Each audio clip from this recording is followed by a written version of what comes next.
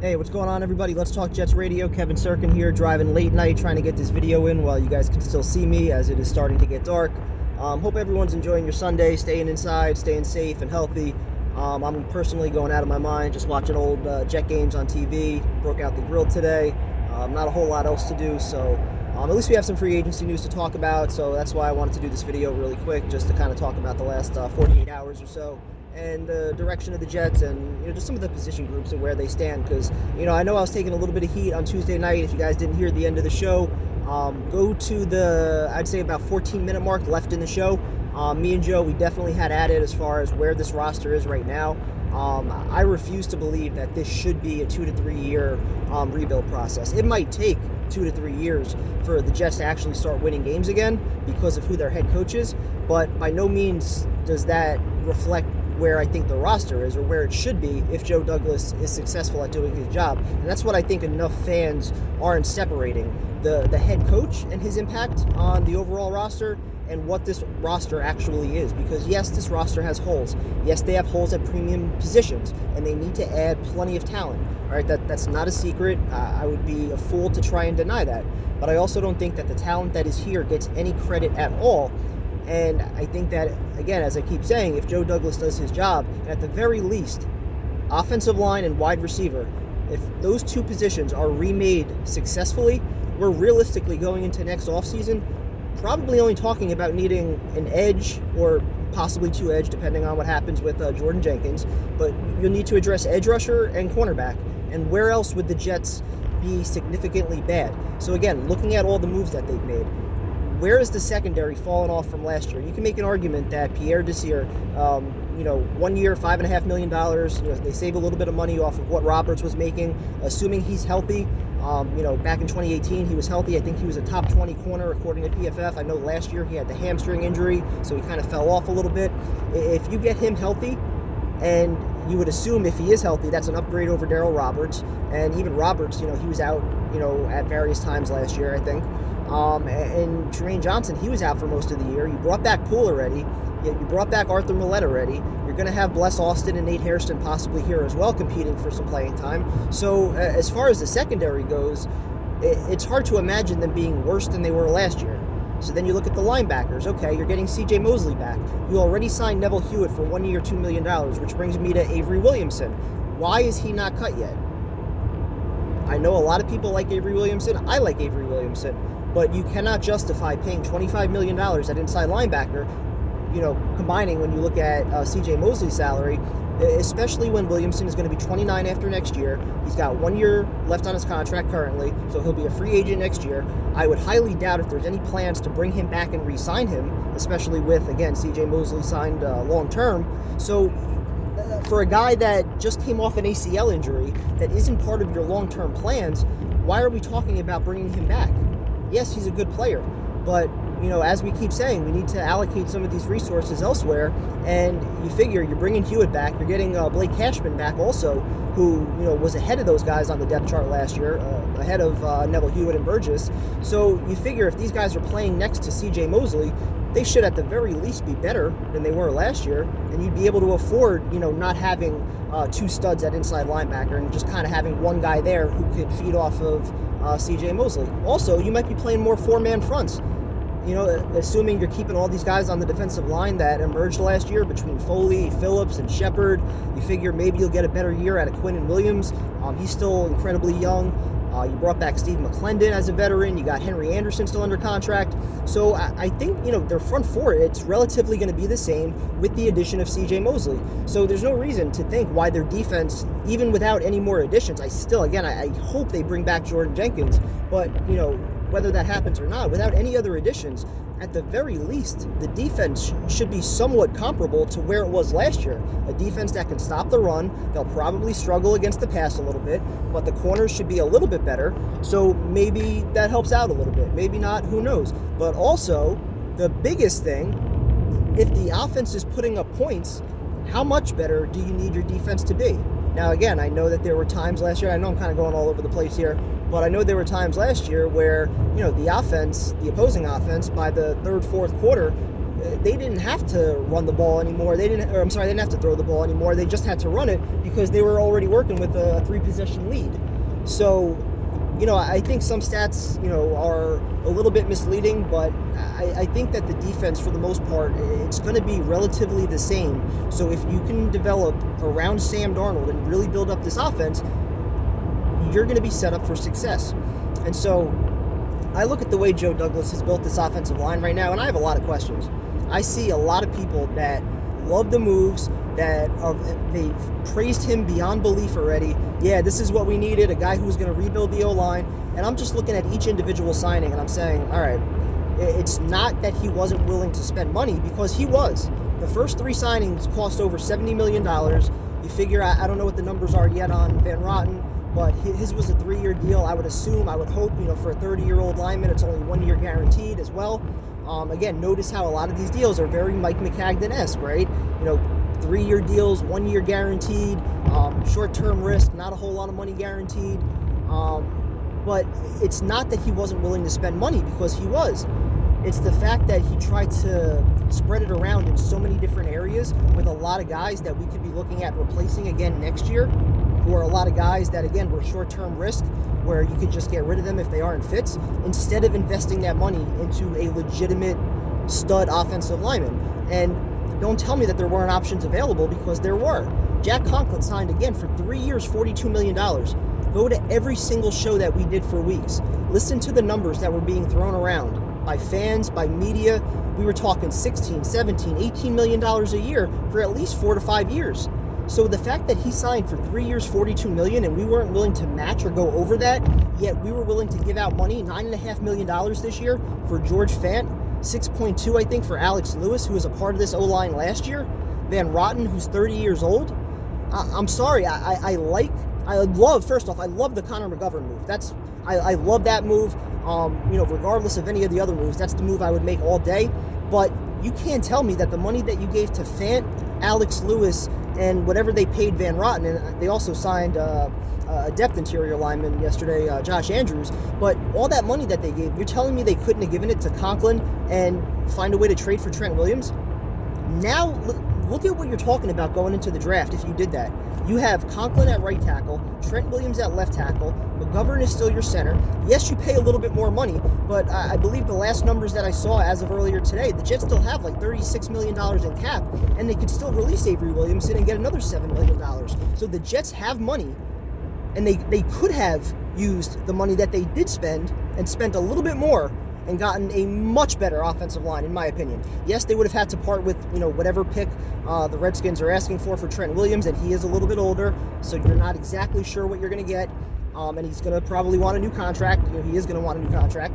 But again, that gives you so much flexibility going into the draft, because now it's not a must that you must take that tackle at pick 11. And there's only 4 of them. So if none of the 4 are there, then you're kind of screwed.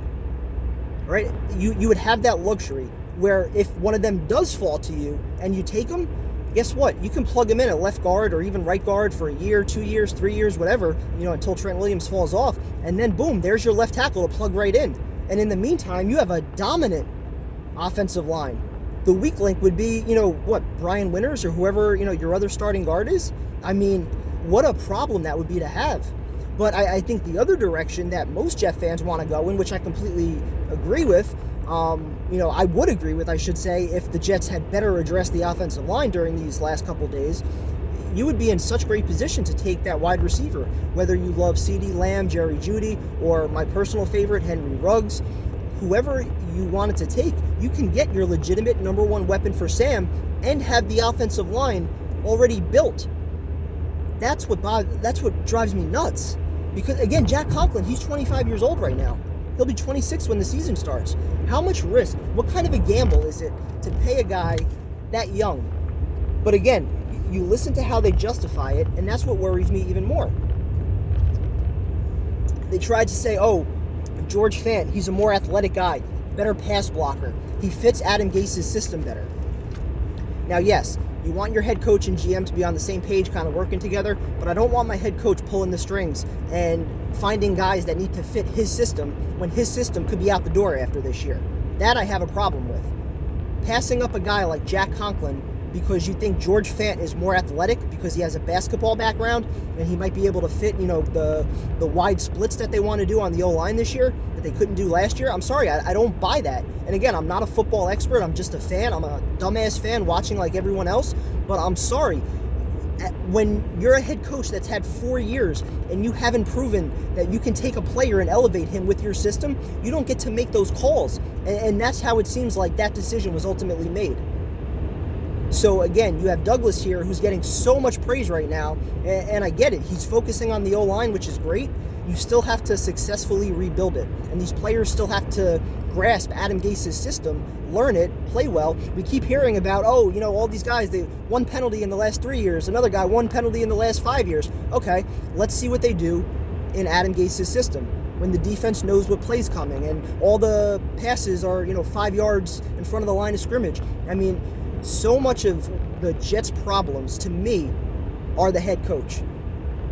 That's why it drives me nuts. And again, we only talked about the offensive line on offense, but you have a young quarterback, just finished up year 2, entering year 3. Most other quarterbacks that can be elite, eventually were elite, they showed it in year 2 and year 3. And unfortunately for Sam, I don't blame him, between the mono and, going from Bowles and Bates to Adam Gase, but he hasn't shown it to the ability that I think a lot of us expected when he was called the best quarterback in the draft by 30 of 32 general managers. We expected, I think, a little bit more. And it's not that he doesn't have any weapons. He had Le'Veon Bell and Jamison Crowder added to his offense last year, the same offense that he finished in 2018, the last 4 games, number 1 QBR, with Jeremy Bates calling plays. So if all those things are true, if Adam Gase was actually a good coach, he would have gotten a little bit more out of him. Instead, everything went completely ass backwards. So that, to me, is the single biggest problem. You can't tell me that an offense with the names I suggested, and again, these are very realistic possibilities. They could have had Conklin, they could have had Trent Williams, very realistically, along with McGovern. If you did that, and then you addressed wide receiver in the draft, one of the deepest wide receiver drafts in I don't know how many years, where analysts are talking about 20 guys going in the first 3 rounds, you cannot tell me that's not an offense built for success.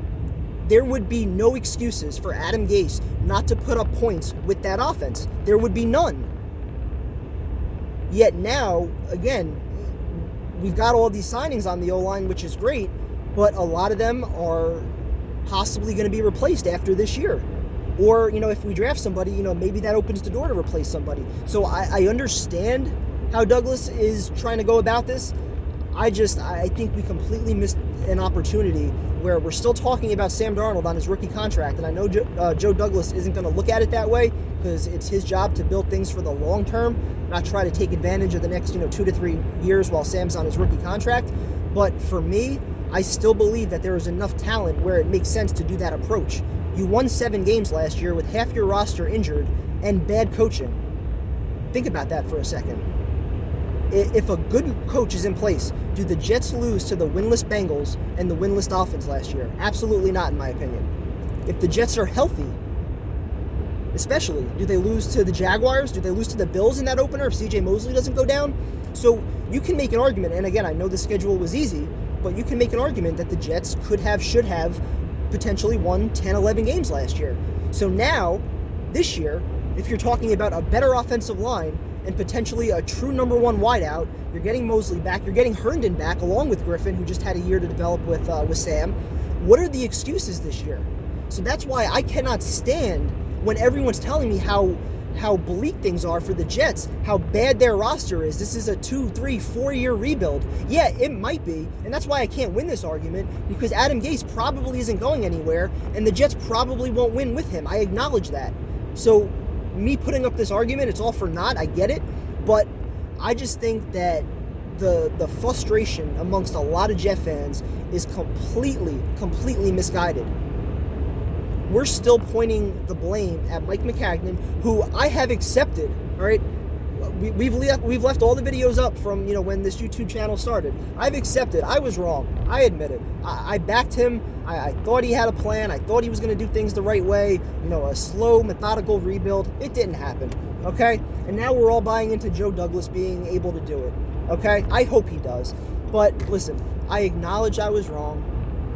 but that doesn't change the facts of the pieces that he brought in, which are still Sam Darnold, Jamal Adams, Marcus May, Le'Veon Bell, C.J. Mosley, Chris Herndon, who we all loved before, he didn't really play last year.